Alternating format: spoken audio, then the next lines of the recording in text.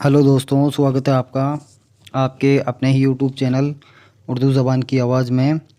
आज की वीडियो में हम आरपीएससी सेकेंड ग्रेड उर्दू सबक अपना रहेगा लखनऊ की रईसाना ज़िंदगी की एक झलक, पंडित रतननाथ सरसार। साथियों, ये मज़मून है और इसका हमें खुलासा देखना है। इससे पहले हमने दो वीडियो बनाई हैं। अगर आपने नहीं देखी है तो चैनल के प्ले स्टोर में जाकर सभी वीडियो को सिलसिलेवार देख सकते हैं। तो साथियों, ये जो सबक है, सबक नंबर 2 है, मज़मून लखनऊ की रईसाना ज़िंदगी की एक झलक। जैसा कि नाम से ही पता लग रहा है, इसमें लखनऊ की जो तहज़ीब है उसके बारे में चित्रण किया गया है। ये पंडित रतननाथ सरसार के नावल, जो मशहूर नावल है, शाहकार नावल है, फसाना आज़ाद से लिया गया है। अब फसाना आज़ाद 4 जिल्दों में तकरीबन 3,500 से 4,000 सफ़ात पर मुश्तमिल है, यानी आधारित है। इस मज़मून का बुनियादी खूबी क्या है? तंज़ व ज़राफ़त है। तो साथियों, इसका खुलासा अपन देखते हैं। तो साथियों, आपको ध्यान रखना है, जो लखनऊ की रईसाना ज़िंदगी की एक झलक है, ये मज़मून की शक्ल में लिखा गया है।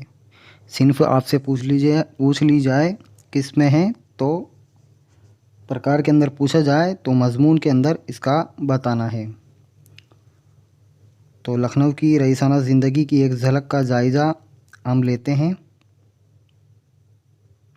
तो पंडित रतननाथ सरसार ने अपने इस इक़्तिबास में लखनऊ की कदीम तहज़ीब की झलक को सच्चाई के साथ बयान किया है। पंडित रतननाथ सरसार ने गदर से पहले, यानी 1857 की गदर हुआ था ना, उससे पहले का इसमें बताया गया है। 1857 के गदर से पहले की लखनऊ की पुरानी तहज़ीब और रहन सहन की तस्वीर पेश की है।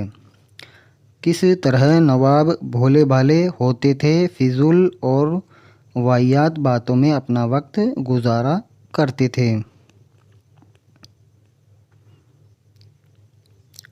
इनके दरबारी इनकी खुशामद और बेजा तारीफ़ करते रहते थे। इनका यही काम था कि वह नवाब साहब को हर तरह खुश रखे, इनसे रुपए ठंगे और मुफ्त की रोटियां तोड़ें। जब नवाब साहब का चहेता बटेर बोला जाता है तीतर को, जिसका नाम सफ़े सुखन था, सब बटेरों के साथ उड़ जाता है, यानी सब तीतरों के साथ उड़ जाता है, तो नवाब साहब को बहुत रंज होता है, यानी गम होता है। और वह बटेरों की तलाश करके लाने के लिए 1,000 रुपये इनाम देने का वादा करते हैं, यानी 1,000 रुपये का इनाम उस तीतर को लाने के लिए रखते हैं। वह कहते हैं कि बटेर को समझा बुझाकर वापस ले आएं। इस पर एक दरबारी इसको जानवर बता देता है, तो इस पर नवाब साहब बहुत नाराज़ होते हैं।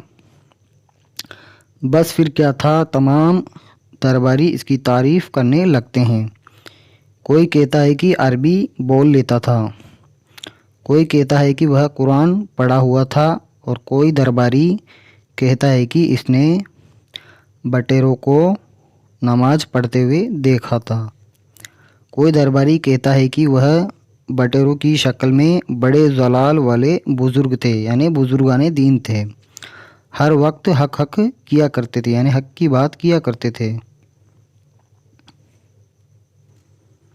यहाँ तक कि नवाब इनकी बातों से खुश हो जाते हैं। बटेर का नाम सफ़े सुखन अली शाह रख दिया जाता है।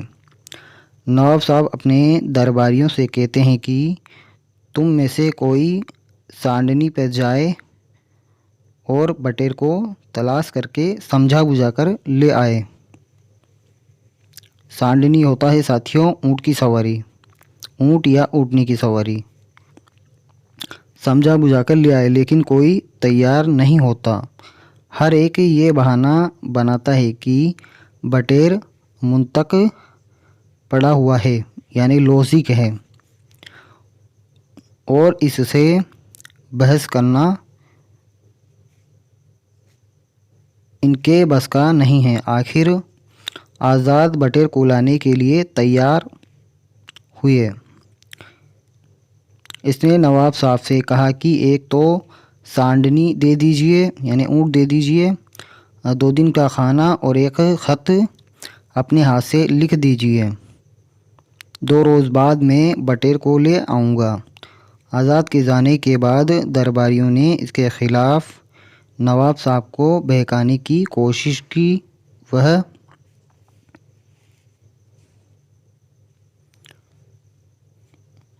वह लेके भाग जाएगा, मगर नवाब साहब पर कोई असर न हुआ।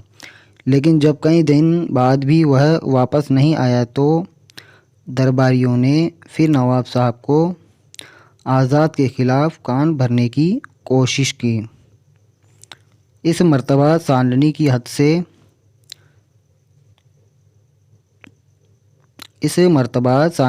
हद से बढ़ती हुई तारीफ़ होने लगी। सांडनी की क्या चाल थी, हवा से बातें करती थी, क्या ठुमक ठुमक कर चलती थी। लेकिन नवाब पर फिर भी असर न हुआ। नवाब साहब ने कहा कि क्या वाहियत बातें कर रहे हो। सांडनी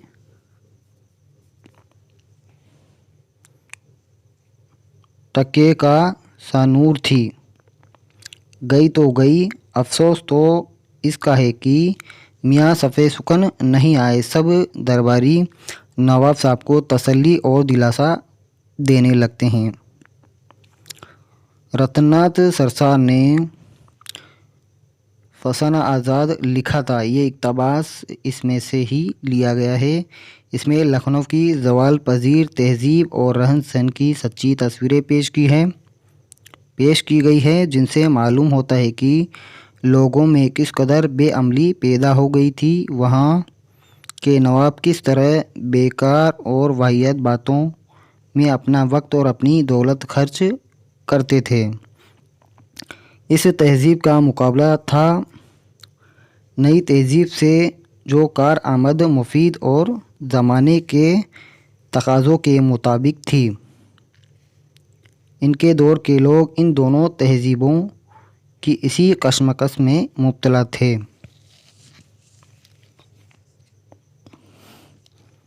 तो साथियों, ये था इसका मज़मून का ख़ुलासा। साथियों, इसमें किरदार भी पूछे जाते हैं। जो फसाना आज़ाद जो नावल है उसी का इक़्तिबास है। लखनऊ की रईसाना ज़िंदगी की एक झलक, ये किस सिन्फ़ में लिखा गया है, तो मज़मून की सूरत में लिखा गया है। तो इससे मुतालिक चंद अहम किरदार भी हैं इसके अंदर, जैसे आज़ाद है जो इस का हीरो है, हुस्न आरा है जो हीरोइन है। ये दोनों मरकज़ी किरदार है इसके नावल के फसाना आज़ाद के। खोजी इसमें मज़ाहिया किरदार है। अहम किरदार हुमायूं फ़र है और सैफर आरा है। नवाब जुल्फ़िकार अली ख़ान और अल्लाह रखी। दीगर किरदारों की अगर बात करें तो रूह अफ़ज़ा है,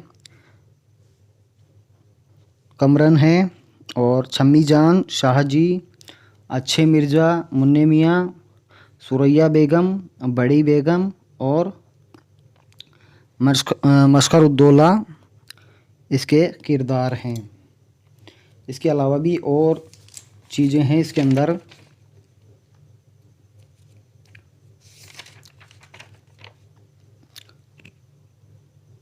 तो इसमें किरदार है, इनके बारे में भी बताया गया है।